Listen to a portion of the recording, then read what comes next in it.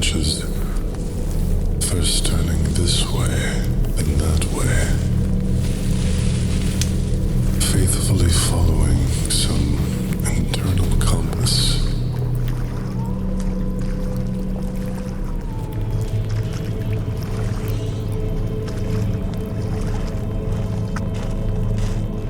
At length, I encountered a lifeless lake, whose distant shore I could not see on account of thick fog, conspiring to gather and choke the day's remaining light.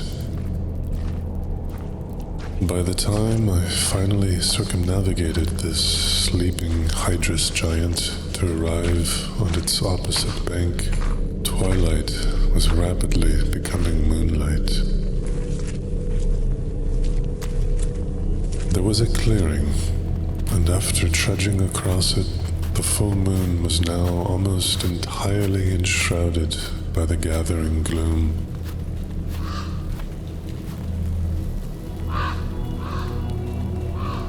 In the growing darkness, I hadn't noticed the towering remains of a monstrous wall rising out of the moor to block my way.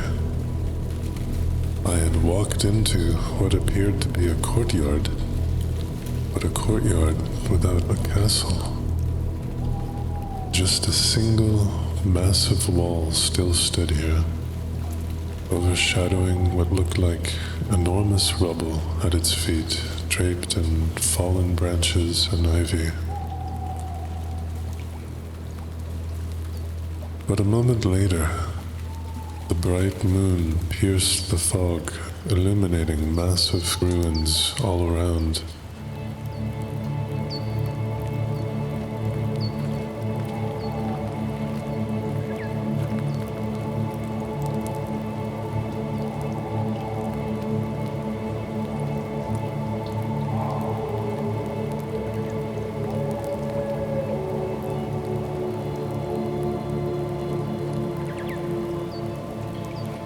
So startling was this discovery that for some moments I was lost in awe until I laid eyes upon a motionless figure standing in the shadows. A solitary, snow-speckled statue stood silently by, with her watchful gaze intent upon something to her left.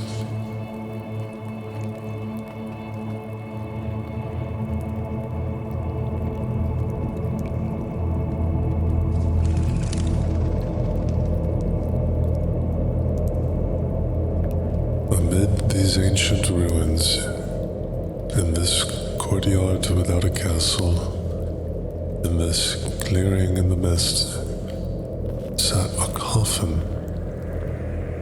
or to be precise, a tomb, a stone sarcophagus. No markings adorned its immovable lid. No etchings of endearment announced any skeletal occupant.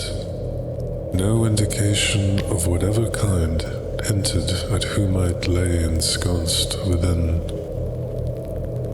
A single wooden stake lay atop the tomb, seemingly as undisturbed as the sarcophagus.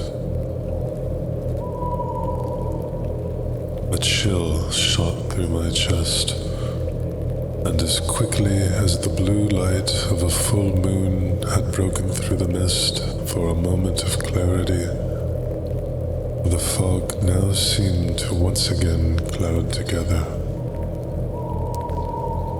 An anxious misgiving crept up my spine, and I felt watched not only by a stone statue in the shadows, but by something else.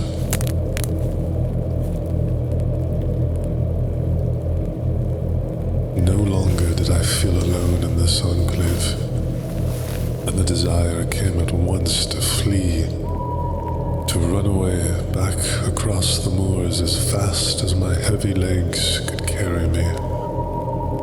Yet even as I wanted to fly from here, there seemed to me a ghastly yet strange